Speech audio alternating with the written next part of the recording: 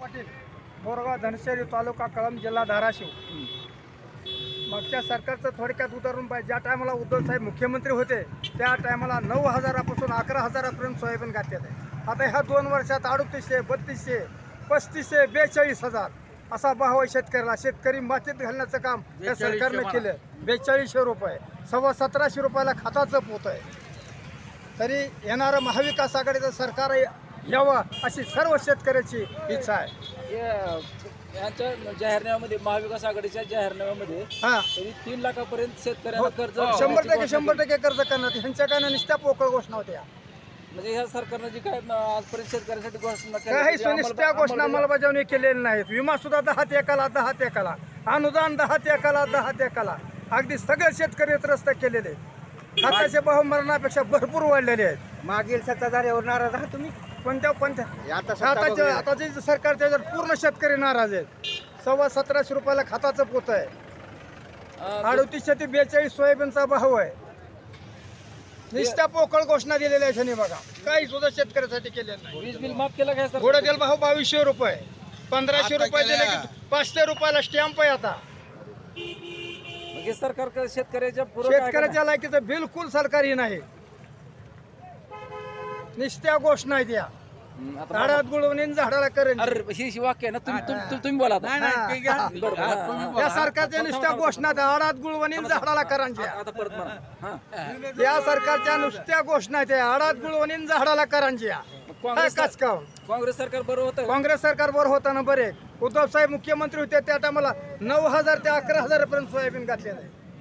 त्यांनी सत्तेवर आल्या 2,000 कर्जमाफी दिलेली. मग आता हे सरकार सत्तेवर आल्यावर तर शेतकऱ्यासाठी चांगला काय नाही ह्यांच्या घोषणा. आता महाविकास आघाडीचं सरकार यावं. शेतकरी उठावून पळायला लागलाय. तुम्हाला विश्वास आहे आता सरकार नक्की येईल म्हणून? महाविकास आघाडीचं सरकार येणार आहे. जनता मत देण्यासाठी पेटून उठले ग्रामपंचायत. आता हिने जसं बोलले तसं जरा थोडं जोश मध्ये बोला. उद्धव माणिकराव समुद्रे, राहणार डोके, जिल्हा तालुका धाराशिव. काय वाटतंय तुम्हाला या सरकारविषयी? हे चालू सरकारबद्दल काही ना, निष्ठ भ्रष्टाचारी सरकार आहे. ते शेतकऱ्याला काय मदत करत नाही? नाही शेतकऱ्याला तर थोडी सुद्धा मदत नाही. निष्ठा गोष्ट नाहीत, कुणापर्यंत मिळत सुद्धा नाही काही. आता ह्या महाविकास आघाडी सरकारनं शेतकऱ्यांना 3 लाख रुपयापर्यंत महाविकास आघाडीनं 3 लाखाची घोषणा केली. 100% ती करणार. त्यांच्यावर विश्वास आहे तुमचा? हो, विश्वास 100% विश्वास आहे.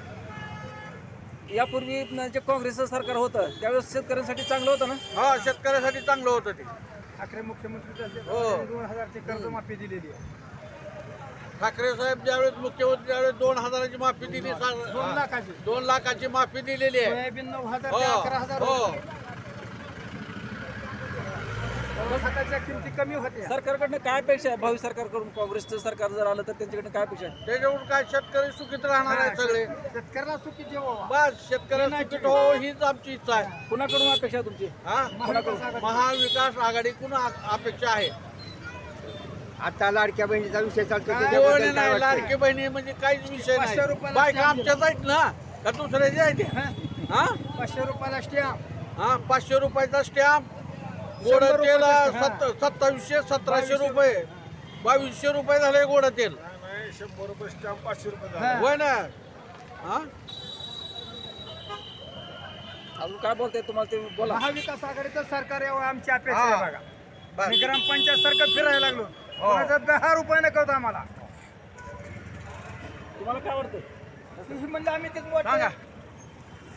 पाटील मशाल येणारं सरकारी महाविकास आघाडीचं यावं. येणारं सरकारी महाविकास असं वाटतंय आम्हाला. का तर प्रत्येक घरात जर आपल्या घरात शेजारच्याला आपलं घर फोडलं किंवा भावाला पितलं तर प्रत्येकाला राग येतो. अशा प्रकारचं आहे की प्रत्येकानं पक्ष स्थापन केलेला आहे. प्रत्येकानं काहीतरी कमवलेलं असतंय. त्याच्या आयुष्याची पूर्ण ताकद लावून त्यानं कमवलं असतं. त्यात जर ह्याने येऊन मध्येच आपलं काहीतरी त्याला फूस लावून ह्याला फूस लावून जर त्याला पाडापाडी करून त्याला घरं त्यांची फोडून कोणाचं चांगलं झालं का आतापर्यंत, त्या पद्धतीने ह्यांचंही काही चांगलं होणार नाही असं वाटतंय. त्यांच्या त्याच्या मनात आहे, राग आहे, भरपूर आहे. लोकसभेला दाखवलेला आहे, तसं ती विधानसभेला बी दाखवतील. आणि जनता आपल्या मतपेटीतून काही ते आपल्या भावना व्यक्त करतील. पुन्हा सरकार येईल असं वाटतंय? महाविकास आघाडी सरकार येईल असं वाटतंय. काँग्रेसनं जे काय शेतकऱ्यासाठी घोषणा केल्या ते प्रत्यक्ष अंमलबजावणी करतील का? नाही अंमलबजावणी नाही केलं तर पुढे त्यांना येण्यासाठी कोण राहणार नाही. त्यामुळे 100% ते अंमलबजावणी करतील. का तर ह्यात शरद पवारचा मोठा म्हणजे महत्त्वाचा वाटा असेल, उद्धव साहेबांचा असेल, काँग्रेसचा असेल. त्यामुळं हे तिघं मिळून बसून योग्य निर्णय करतील असं वाटतंय. हां, सोयाबीनला तुमच्याकडे काय परिस्थिती आहे? सोयाबीनला आजचा भाव तर 4240 रुपये आहे बघा सर. खर्च त्यामुळे किती आहे? टी व्ही 10 हवा असेल तर 4200 आहे. खर्च एकरी कमी कमी 25 ते 30 हजार रुपये काढणीपर्यंतचा खर्च येतो.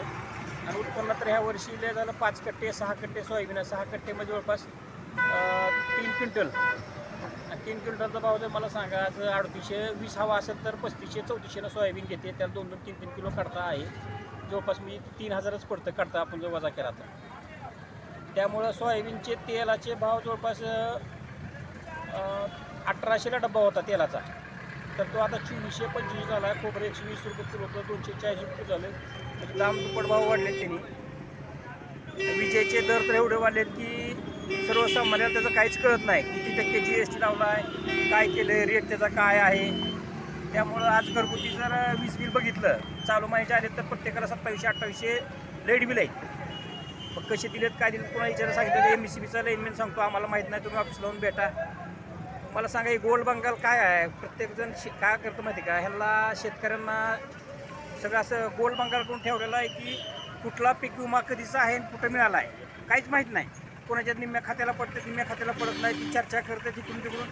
म्हणजे लाईट बिल किती आलं आहे, कसं वाढलं आहे, काय झालं आहे, काही लोकांना त्याशी देणे गेलं नाही. फक्त त्यांनी काय केलं आहे, पीक विम्यात फसवेगिरी केलेली आहे.